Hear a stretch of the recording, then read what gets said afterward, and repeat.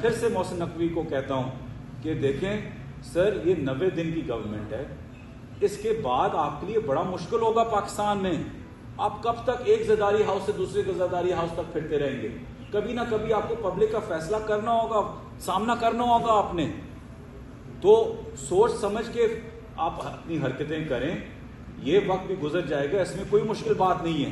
اگر اعظم سواتی صاحب نے سہ لیے، باقیوں نے ساری چیزیں سہ لی ہیں. فواد صاحب تو پچھلے 9 مہینے میں ہمارے سب سے بڑے فرنٹ رنر ہیں، اور وہ ایک سیاسی شعور رکھتے ہیں، اور ان کو پتہ ہے کہ جمہوریت کے لیے کیا ان کو مشکلات اٹھانی پڑے گی.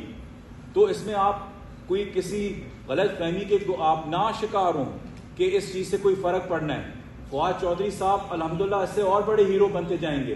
جتنے پہلے وہ 9 مہینوں سے بنے ہیں، اس سے بھی آگے انشاءاللہ آج صبح سے بن گئے. لیکن آپ کا کیا ہوگا؟ کچھ سوچیں کہ آپ کا کیا ہوگا، اور جو پارٹیز آپ کو بیک کر رہی ہیں اور ساری جو قوتیں آپ کو بیک کر رہی ہیں وہاں کیا ہوگا.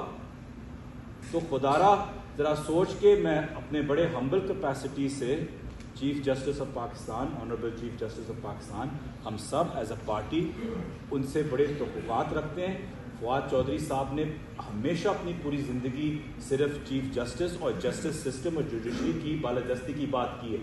آج وہ آپ سے وہ انصاف بھی مانگ رہے ہیں، اور آپ کی طرف پورے ملک کی نظریں بھی ہیں کہ آپ وہ